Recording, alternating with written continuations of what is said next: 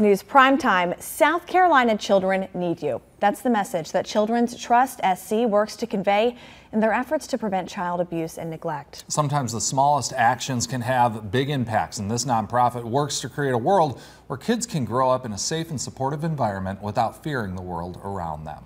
So here to tell us more about the impact is South Carolina Children's Trust Chief Communications Officer, Bette Williams. So Bette, thank you so much for coming in. Thank you. We appreciate being here tonight. Yeah. So just give us a little bit of an overview on what you all focus on and the resources that you all provide. Right. So Children's Trust is a statewide organization that funds innovative child abuse prevention programs throughout the state. And we have about 50 partners in different communities throughout South Carolina, and we're very proud of the work that they do. Most of it is in prevention programs that work to build strong families, because we know that when we build strong families and we make sure that families have what they need, that kids are safer.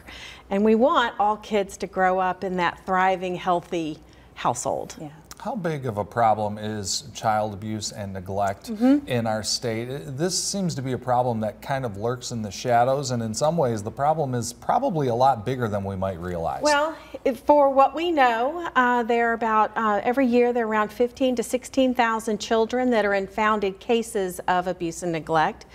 But there's more than that, there are reported cases. And so we want to have lots of reported cases, because that's also an opportunity for us to connect parents to help. And so DSS does a great job of sort of taking a look at what a family might need and then figuring out how to help them. Because what we want to do is then prevent, we want to keep that family as strong as they can be before an incidence of abuse or neglect may happen. Absolutely. So we work upstream and with those community-based organizations. Sure. And you all were saying that it's actually, I thought this was interesting, that around this time of year, it has to do with the weather and things like that, that some of these reported cases or the risk for abuse is more prevalent. Right. So why is that? Well, so if you think about what you experience as a family, this is the time of year when the days get shorter, the homework gets longer. There is a routine to school that can start to weigh on you.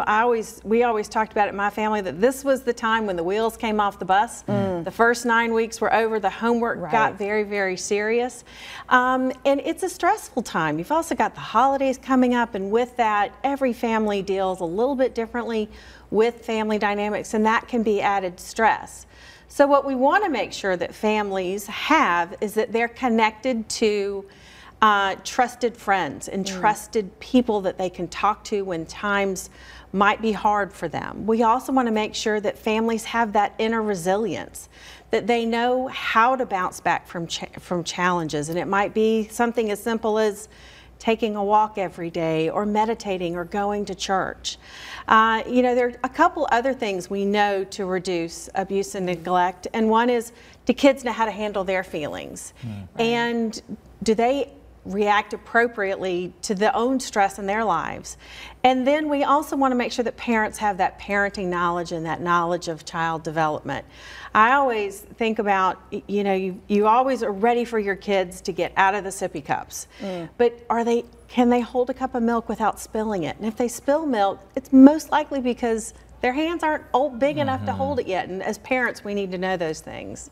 Right. So. All very important things to keep in mind. And when it comes to not just families, but also the community at large, what are some of the things that people need to keep in mind? And perhaps what are some of the signs that we should be looking for when it comes to child abuse and neglect? So the one thing that we always like to remind folks is that the incidence of abuse and neglect drops dramatically when parents and families have enough money to pay the bills, put food on the table, get to their jobs.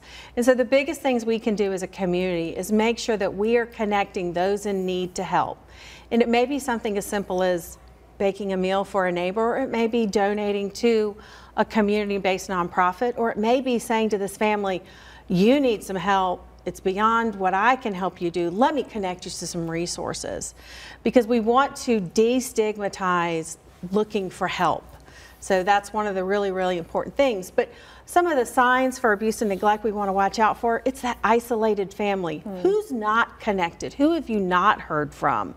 Some of the other things you want to look at are changes in the children's behavior. You want kids to be happy and running around, and are they, or are they fearful of adults and the adults in their lives? Do they not want to go home at the end of the day? So one of the things I want to encourage folks is if they suspect something, they should report it. And reporting a suspected situation that may be harmful is very, very far from indicting a family. It's an opportunity to help that family. And it all comes back to kind of what you were saying, the preventative aspect, but also the reporting. It's all be a champion for children. Right. Because you all say everyone can do that. Everyone can do that. And it's from what happens in your neighborhood to what happens in your community to what happens at the State House. Yeah, you bring up a really good point though too when it comes to that reporting. The whole idea that this is all about assisting and hoping to make sure that the family remains intact.